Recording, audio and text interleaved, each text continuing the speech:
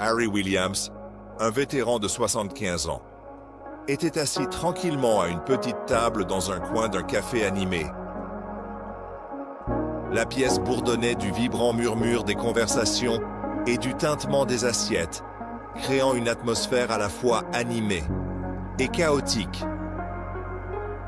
Pourtant, Harry semblait indifférent à l'énergie animée qui l'entourait. Son visage marqué par le temps affichait une expression calme et son attitude dégageait une dignité tranquille. Vêtu modestement d'une veste usée mais soigneusement propre, l'apparence de Harry reflétait un homme qui avait traversé d'innombrables épreuves, mais qui n'avait jamais perdu son sens du respect de soi. Ses mains noueuses, marquées par des années de travail et de service, reposaient sur une tasse de café fumante. Il avait commandé davantage pour s'occuper que pour étancher une quelconque soif. Ses yeux, enfoncés et pensifs, jetaient parfois un coup d'œil vers la porte, rempli d'anticipation, alors qu'il attendait son fils, qui était en retard. À l'insu de Harry, cette journée apparemment ordinaire allait bientôt se transformer en une épreuve éprouvante d'humiliation et de défi qui mettrait à l'épreuve sa résilience. Alors que Harry attendait patiemment, la porte du café s'est ouverte avec un grand grincement, attirant l'attention de plusieurs clients. Deux policiers, George et Gilbert, sont entrés, leur présence imposant la pièce. Leurs badges polis brillaient sous les lumières fluorescentes et leurs pas confiants reflétaient leur autorité. Ils ont rapidement balayé la pièce du regard, leurs yeux passant de table en table, à la recherche d'un endroit où s'installer. Cependant, leur regard s'est attardé sur Harry, qui était assis seul dans sa tenue modeste, sirotant tranquillement son café. Quelque chose dans son attitude simple et ses vêtements usés et démodés semblait capter leur attention. Un contraste frappant avec la clientèle aisée qui peuplait le café du quartier huppé. George s'est penché vers Gilbert, murmurant quelque chose d'inaudible, ses lèvres se tordant en un sourire moqueur. Gilbert a ri doucement, leur rire partagé teinté de dérision.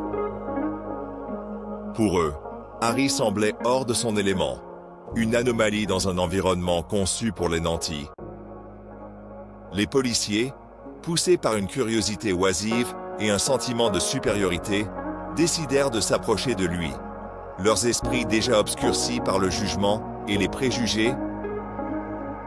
Sans même un salut poli, George rompit le silence avec une question brusque, son ton trahissant un soupçon. « Que faites-vous ici ?» Il exigea, ses mots brusques et désinvoltes. Le manque de civilité dans son approche était évident, son attitude transmettant un sentiment de droit plutôt que de professionnalisme. Harry leva les yeux de son café, son expression calme et sereine, et répondit d'un ton mesuré. « J'attends mon fils ?» Sa voix portait la force constante d'un homme qui avait traversé les tempêtes de la vie. Gilbert, encouragé par l'attitude de George, se joignit à lui avec un rictus. « On dirait pas vraiment un endroit pour quelqu'un comme vous, » remarqua-t-il, sa voix débordant de condescendance. « Un vieux qui essaie de se mêler aux riches, hein ?» Il a ri, comme si son commentaire était un trait d'esprit. Les mots flottaient dans l'air, chargés de l'intention de rabaisser Harry. Harry ne broncha pas. Ses années de service militaire et une vie entière à endurer des préjugés l'avaient rendu imperméable à de telles provocations mesquines. Il répéta sa déclaration précédente, son ton inébranlable, expliquant qu'il était là pour rencontrer son fils. Mais son calme ne faisait qu'aggraver davantage l'irritation des policiers, comme si sa dignité était une offense personnelle à leur autorité. George, maintenant visiblement irrité, exigea de voir la carte d'identité de Harry. La demande était moins une question de protocole qu'une manière d'exercer leur domination. Sans hésitation, Harry plongea la main dans sa poche et sortit sa carte d'identité de vétéran. un symbole d'honneur qui représentait ses années de service dévouées à son pays. Il l'attendit calmement, ses mains stables ne trahissant aucun signe de malaise. George jeta un coup d'œil à la carte brièvement avant de la rejeter avec un ricanement. « Ça ne peut pas être vrai », murmura-t-il, lançant la carte sur la table d'un mouvement de poignet. « Un gars comme toi, un vétéran. Tu n'es probablement qu'un lave-vaisselle qui essaie de jouer un tour. » Gilbert, désireux de participer au ridicule, renchérissait sur le mépris de George. « Ouais, à ton époque, des gars comme toi ne servaient pas dans l'armée. Tu nettoyais après des gens comme nous ?» Ces mots étaient chargés de venin, chacun, visant à dépouiller Harry de sa dignité. Mais Harry resta stoïque, son silence étant un acte de défi silencieux contre leur tentative de le rabaisser. Les clients du café, qui avaient d'abord été absorbés par leur conversation, commencèrent à prêter attention à la scène qui se déroulait. Certains tournèrent la tête pour regarder, leur visage reflétant un mélange de curiosité et d'inconfort, tandis que d'autres faisaient semblant de ne pas voir, réticents à s'impliquer. Le bavardage animé qui avait rempli la pièce plus tôt laissa maintenant place à un silence oppressant, alors que la tension entre les policiers et Harry s'intensifiait. George, encouragé par l'absence d'intervention des clients, se pencha plus près de Harry, sa voix débordant de mépris. « Si tu ne pars pas, on te traînera dehors », menaça-t-il, son ton froid et inébranlable. Harry, toujours assis, les regarda avec des yeux déterminés, ses mains reposant fermement sur la table. Il ne dit rien. Son silence en disait long. Son calme inébranlable semblait encore plus irriter George. Dans un geste d'autorité, George renversa la chaise à côté de Harry, avec un bruit fracassant, le son résonnant dans la pièce et surprenant tout le monde présent. Il saisit le bras de Harry avec brutalité, le tordant derrière son dos avec une force qui provoqua une douleur visible. Harry grimaça, mais refusa de crier, sa détermination intacte. Pendant ce temps, Gilbert prit le chapeau de vétéran de Harry, qui reposait sur la table. Le chapeau, bien que vieux et décoloré, était un symbole précieux du service et de la fierté de Harry.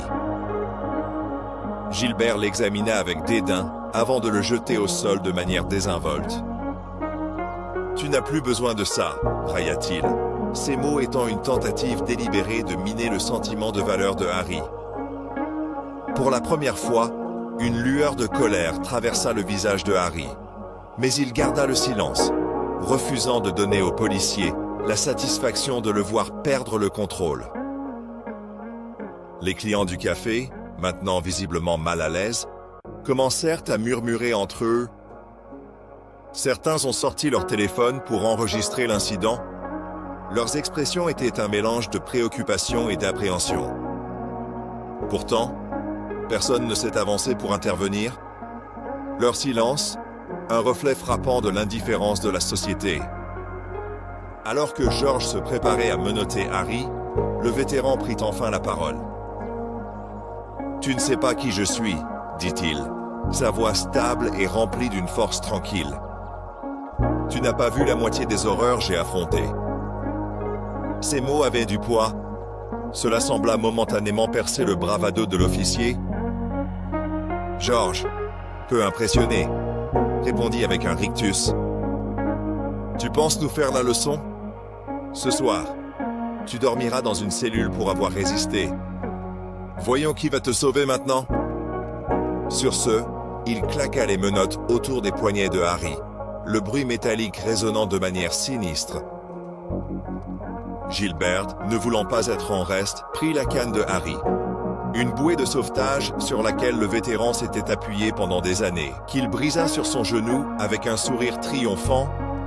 Il jeta les morceaux de côté, l'acte étant une ultime insulte à la dignité de Harry. Avant qu'il ne puisse traîner Harry hors du café, il fit un geste vers la table d'un léger signe de tête. « Regarde la carte, dit-il simplement, sa voix calme mais ferme. George, irrité mais curieux, reprit la carte d'identité. Alors que ses yeux parcouraient le nom imprimé dessus, son expression changea instantanément. Le sang quitta son visage, sa confiance d'avant laissant place à un regard de pure panique. Le nom sur la carte était « Commissaire Robert Williams ». À ce moment-là, la porte du café s'ouvrit à nouveau, et c'est le commissaire Robert Williams en personne qui entra. Sa présence imposante fit immédiatement taire la pièce, le poids de son autorité étant palpable. Ses yeux perçants saisirent rapidement la scène devant lui. La canne brisée, les menottes au poignet de son père, et les visages maintenant livides des officiers. Sans élever la voix, le commissaire s'adressa aux officiers avec une seule question glaçante. « Ce que tu as fait ?» Son ton était calme, mais la menace sous-jacente était indéniable. La pièce resta silencieuse, chaque client retenant son souffle, attendant les conséquences des actions de l'officier.